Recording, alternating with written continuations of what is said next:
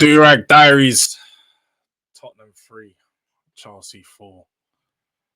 Disappointing day, man. Disappointing. Look how rough I'm looking, first of all, guys. Look how rough. You can tell the performance was horrible. There's no Durag in sight. Stress this team brings me, man. But before we get into anything of the game, you already know what you got to do, man. Smash that like button. We're being consistent. Algorithm right now. We're close to 1K, as you can see. Make sure you subscribe to the channel. I think we're like 300 away, so make sure you're hitting that button and the post notification bell, because as I said, consistency has been enough right now. So, yeah, man. Oh, yeah, and don't forget, share this with your people, man. They probably want to see this video too. But man. What a mess. Spursy-ass performance. It had to be this way. To Chelsea. Chelsea out of all clubs after they smacked us for 4 last year. I don't know, man. How can it happen? First, we started off the game really well. Pressing high.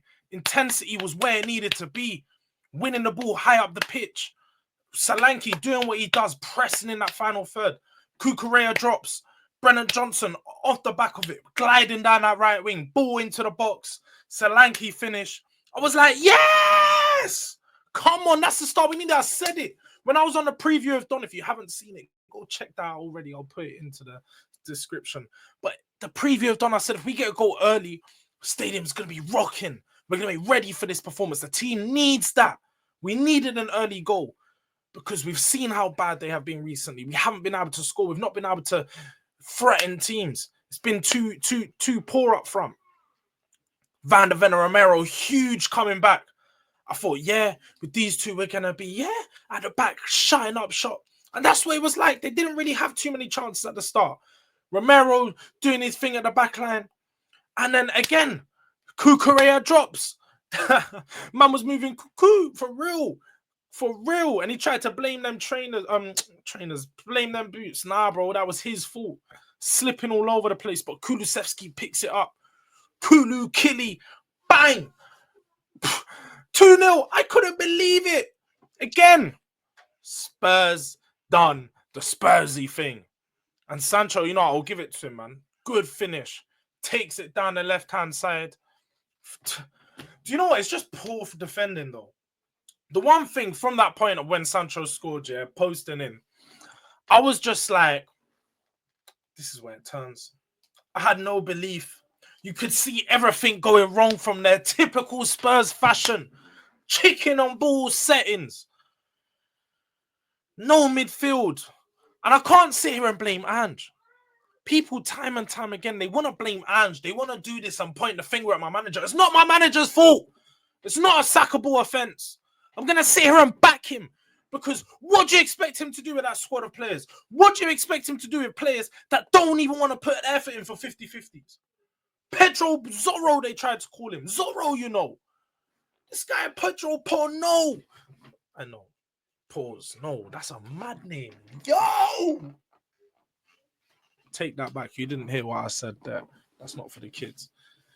Oh, Pedro Porro, man. I think I'm done with him. I think I'm actually done with this guy. He's so poor at the back, man. That goal that we conceded for Enzo, all we had to do was put your body on the line.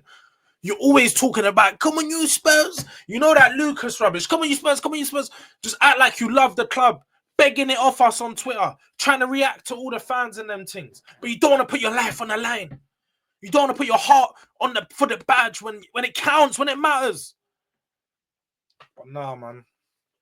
I feel like Chelsea approached the game better than us. As we've seen, and when we spoke about with Don again, the thing that Chelsea have different to us is they don't just have a plan A and that's it. They have a plan A, B, and C. And we saw that in the second half, ultimately.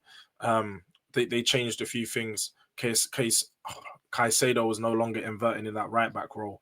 And they put him straight into the midfield, sharp shot. They had left too much space open in behind. They started to counter off of Tottenham's mistakes. We saw in the first half far too many mistakes. I said it, if we didn't finish those chances, when they gave away the ball, Robert Sanchez, again, Sarr picks it up in the midfield, and Solanke had that chance. I can't say that he should have put it away, but the ball was underneath his feet. But you've got to put those chances away at the end of the day. These are the chances that define games. And if you went 3-1 up, different game. Chelsea's heads are down. I don't think they're going to get back into the game at 3-1, but ultimately, we let them get back into the game. BISSOUMA, you want me to blame my manager when I have this freak in my team? This guy talks about big drip, man. Yeah, big drip. Go big drip your way out of this club. Go back to Brighton. Brother thinks he's on the pier and them things. You're not a baller. You're not a baller, BISSOUMA. You're dead. Get him out of my club. Been saying for too long, this guy is trash. Can't play the number 6 role. You're not a shield. This guy's dead at the back. And then my manager's got to bring Archie Gray off the bench to play centre back because Van de Ven goes out. Romero out injured again. And before the people can say he rushed them back, no. Romero's injury that he was out for before with his foot. The injury he got this time was his quad. It's just unlucky. It's just Spursy. It's funny because I was texting one of my boys before the game. I was texting one of my boys and he said, it will be so Spursy for both of them to go off injured in this game. That exactly happened. I'm praying that Van de Ven's is just a tight hamstring. I'm praying. That's what I heard. But it does potentially look like it could be an injury. Brennan Johnson off injured. It's not looking good. It's not looking good. This is our worst start to the season since 2008 to 2009 when we had Wande Ramos and he got sacked. I remember we was in 13th again. Or no, maybe we was in 16th when he got sacked. Correct me if I'm wrong in the comments if people really know Spurs. If you're a real Spurs fan like me, I'm pretty sure he was 16th when he got sacked. I don't think Ange deserves to be sacked. I think we've got to put our full faith in Ange. And these are the times where you show a manager, you back them. We've got a January to look forward to in a month's time. And we just got to try to turn it around. We've got to get our heads down, try to look for new solutions. I know Ange has been naive and he's been stubborn at times to not want to do new things. But I think these types of games are going to show him that sometimes you need to. But it also showed us that we're still a threat. We're still a team that can score goals right to the end. We could have scored a few more goals. We could have brought the game back, but it was just silly stuff, man. Silly stuff. Sarr, BISSOUMA, I like Sarr. I like what he brings to our game, but he's far too inconsistent on the ball. Udogie as well. Udogie had a poor game today, man. He was getting run ragged down that right-hand side. He had a good battle in the first half with Neto, but in the second half, it's been showing a lot of the times in the second half in most of these games. He's really leggy. He needs a break. We need competition for him. We need a squad. That was the big difference as well today. Chelsea are making subs. Cole Palmer off the bench. João Felix to come on. We got Lucas Bergvall coming off the bench when we're bringing off Sarr. When we're bringing off BISSOUMA, sorry. We got Maddison. Yeah, Maddison come and had a good impact, good little assist. Can't take nothing away from that. But he was clearly left till late because we know he can't impact the game across 90 minutes. He's been disappearing far too many times this season. But no, man.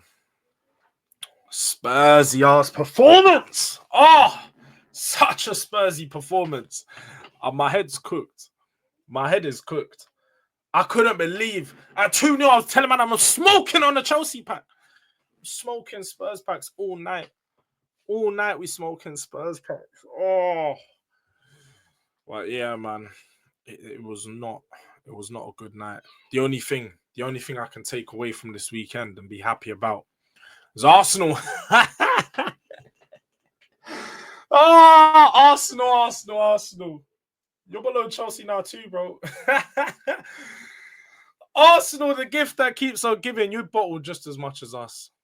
You couldn't get a win against Fulham. Title challengers Arsenal couldn't beat Fulham. You couldn't beat your B team. Oh, no. And Manchester United? I run Manchester. Just know one thing. My team might be shit.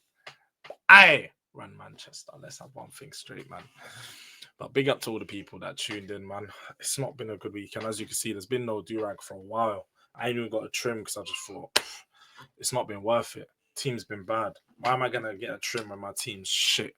Please, I won't even get a trim till we win. I'll swear down. I won't get a trim till we win if it's that deep. You guys let me know if I should run out. Hey, It might just be growing for the next 2 months. Might be no Durag settings for long. Gonna have to start doing the K rolls and them. But nah, man, make sure you like on the video if you haven't already. Make sure you subscribe to the channel, post notifications, slap that bell. Got enough content coming. Boardroom Talks Tuesday, 9 p.m. We got a big Spurs panel to come. Make sure you go check out the thumbnail for that one. And Rivals crashing Monday, 8:30.